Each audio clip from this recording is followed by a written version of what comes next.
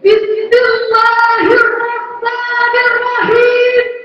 Assalamualaikum warahmatullahi wabarakatuh. Alhamdulillahi bil jalali wal ikram.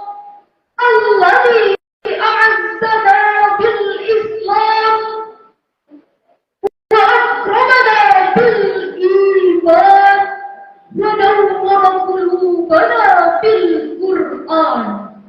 Wassalatu wassalamu ala sayyidina Muhammadin alladzi 'ala an-nujum wal qawakib al-'idham wa ala alihi wa ashabihi al-kiram hudurit tawabi wa syumusi dinil Islam. Amma ba'd. Tuhan Hakim yang arif dan bijaksana serta Hadimul Hadirat Rahimakumullah. Berdasarkan data yang dirilis oleh UNICEF tahun 2020 menyatakan bahwa sebanyak 41% anak berusia 15 tahun mengalami ginjalan perundungan atau bullying. 2/3 dari anak remaja berusia 13 hingga 17 tahun menjadi korban perundungan. Kemudian sebesar 45% anak berusia 14 hingga 24 tahun menjadi korban perundungan online atau yang dinamakan dengan cyberbullying. Di Indonesia, sebagaimana yang dilaporkan oleh Komisi Perlindungan Anak Indonesia, menyatakan bahwa sejak Januari hingga Agustus 2023 terdapat peningkatan kasus perundungan, yakni sebanyak 2.355 kasus. Kasus-kasus tersebut menjadi bukti bahwa perundungan masih menjadi teror besar bagi para remaja. Padahal anak yang sering dibully dapat kehilangan kepercayaan diri. Anak yang sering dibully menyebabkan turun prestasi. Anak yang sering dibully tidak bisa bersosialisasi sehingga mereka mulai mengisolasi diri dan putus asa. Mereka bisa jadi bunuh diri. Oleh karena itu, pada kesempatan ini kami akan membawakan sebuah syair yang berjudul Mediasi Perundungan di Kalangan Remaja, dengan rujukan firman Allah Subhanahu wa Ta'ala dalam Quran surah Al-Hujurat ayat 11 sebagai berikut. A'udzu billahi minasy syaithanir rajim.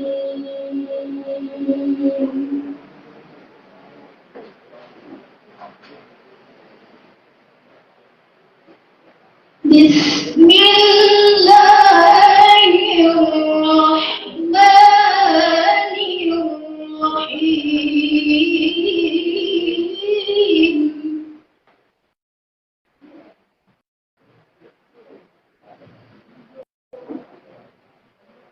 Ya ayyuhalladzina amanu la yaskhar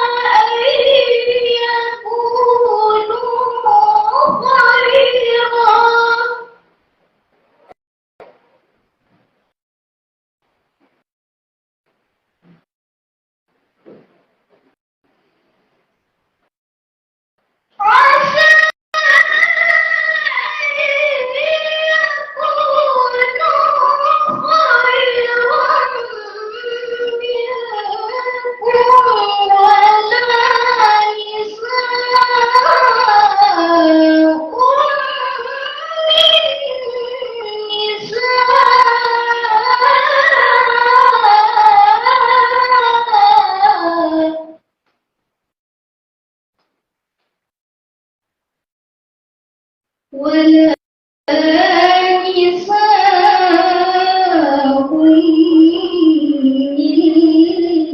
نساء عسى أن يكن خيرا منهن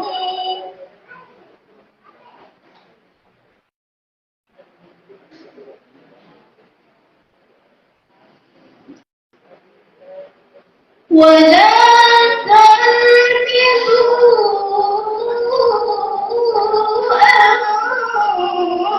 أنفسكم ولا تنابزوا بالألقاب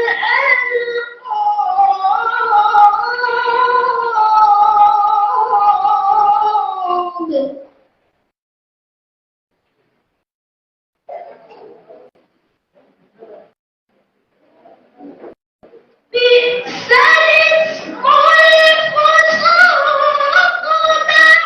بعد الإيمان ومن لم يتب فأولئك هم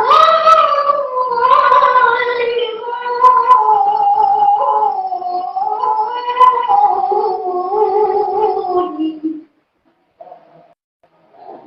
حبات للدين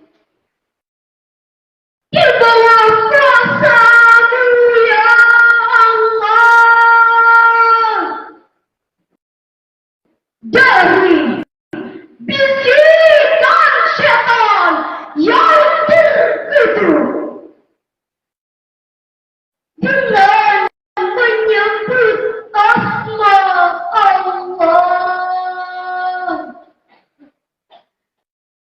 yang Maha Pengasih, Maha Penyayang.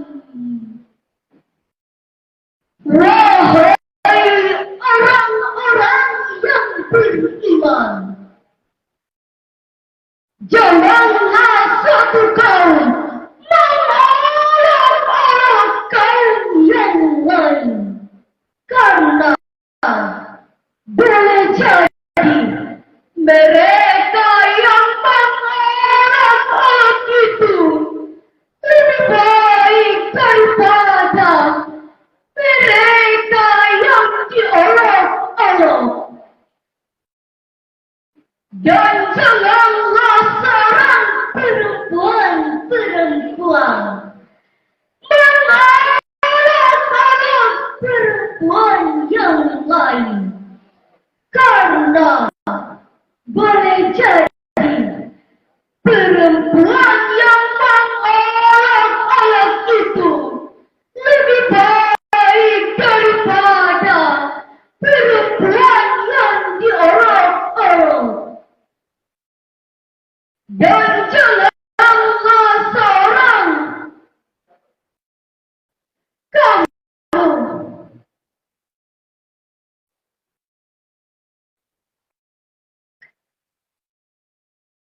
dan janganlah seorang kamu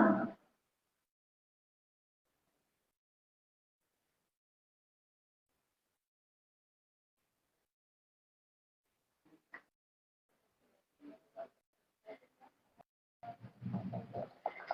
janganlah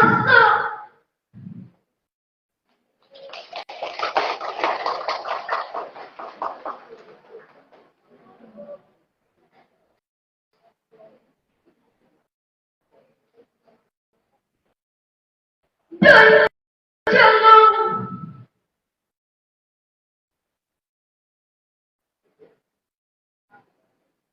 janganlah kamu saling mencela dan saling memanggil dengan julukan yang buruk. Seluruh panggilan adalah panggilan yang pasti setelah beriman. Siapa yang tidak bertobat, mereka itulah orang-orang zalim. Jangan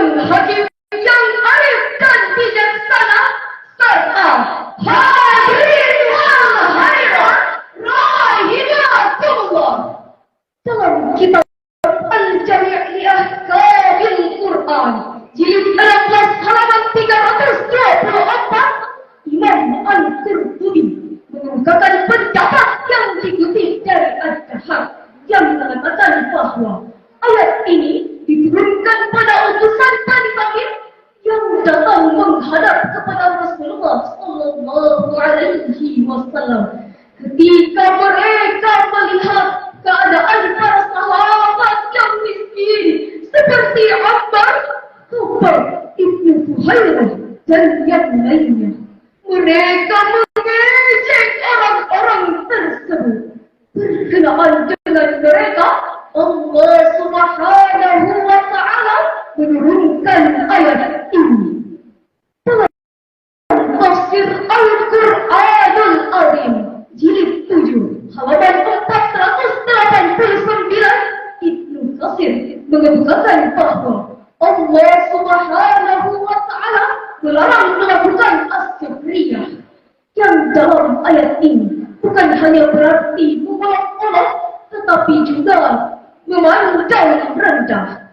Oleh karena itu Allah Subhanahu wa Ta'ala memperingatkan kepada seluruh manusia agar tidak mudah mengolok-olok, memandang remeh, menganggap enteng baik sesama laki-laki maupun sesama perempuan, baik sesama orang dewasa maupun kepada anak-anak, termasuk kepada para remaja.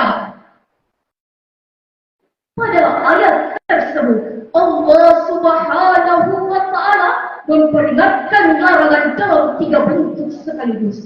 Pertama, la yaskar, janganlah mengolok-olok. Kedua, la talmizu anfusakum, janganlah mencela dirimu sendiri atau mencela orang lain. Ketiga, la tanabazu bil alqab, janganlah memanggil dengan panggilan yang buruk. Ketika larangan tersebut sangat berpengaruh terhadap kualitas mental anak maupun remaja, bukan saja mengurangi semangat dalam melakukan kegiatan sehari-hari, tetapi tindakan berhubungan akan merusak, menjauhkan, menghancurkan, bahkan merampas masa depan para remaja. Dewan Hakim dan hadirin yang berbahagia, melihat dampak yang ditimbulkan oleh perilaku perundungan, maka harus dilakukan upaya pencegahan dan penanggulangan perilaku tersebut, yakni dengan kekerasan pendidikan dasar berbasis kecerdasan moral. Hajar Dewantara menawarkan konsep pembentukan karakter, yakni yang disebut dengan pusat pendidikan, yaitu pembentukan karakter melalui pendidikan di lingkungan keluarga, pembentukan karakter melalui pendidikan di lingkungan sekolah, serta pembentukan karakter melalui pendidikan di lingkungan masyarakat. Ketiga pusat pendidikan tersebut bertanggung jawab dalam pembentukan etika, perilaku, sopan santun, sekaligus bertanggung jawab dalam melakukan pendampingan, pengarahan, dan pengawasan dalam pergaulan anak remaja. Dewan Hakim dan hadirin yang berbahagia, agar perundungan semakin terkikis, Allah Subhanahu wa Ta'ala mengajarkan kita untuk selalu menghargai, sebagaimana firman Allah Subhanahu wa Ta'ala dalam Quran surah Al-Hujurat ayat 13 sebagai berikut. Walau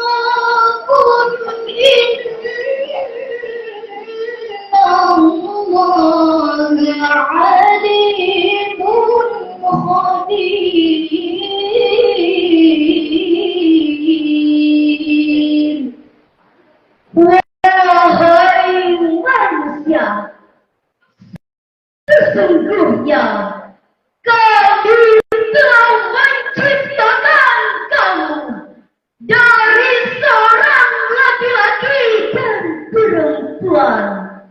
Kemudian kami menjadikan kamu berbangsa-bangsa dan bersuku-suku agar kamu saling mengenal. Sesungguhnya yang paling mulia di antara kamu di sisi Allah adalah orang yang paling bertakwa.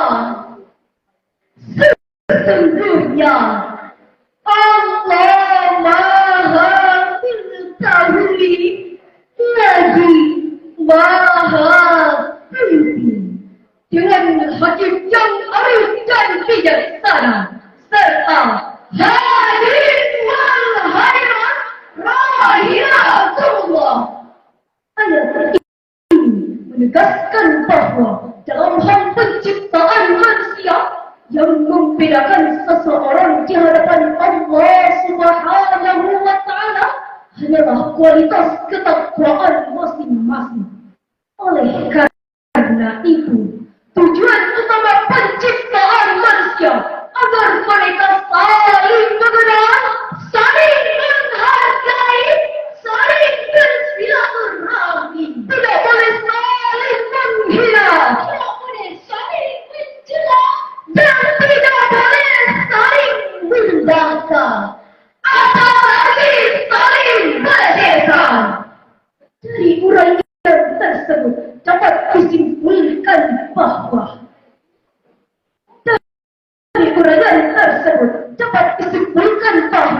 Al-Quran sangat mengecam perilaku perundungan, baik berupa celaan oleh mereka maupun panggilan yang buruk. Oleh karena itu, peran keluarga, peran sekolah, bahkan peran masyarakat sangat penting untuk mengikis perilaku perundungan. Sebab anak yang sering dibuli, ia akan merasa rendah diri jika anak besar dengan cemoohan. Jika anak besar dengan hinaan, ia akan merasa rendah diri.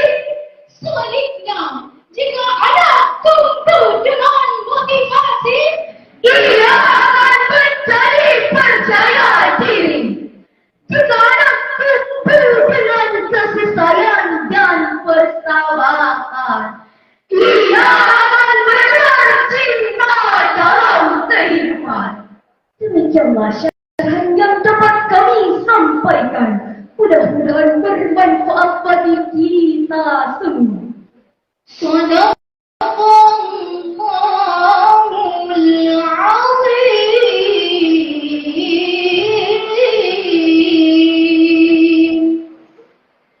Maha benar Allah dalam segala firman-Nya. Akhirul kalam. Wabillahi taufiq wa da'wati wal irsyad. Summa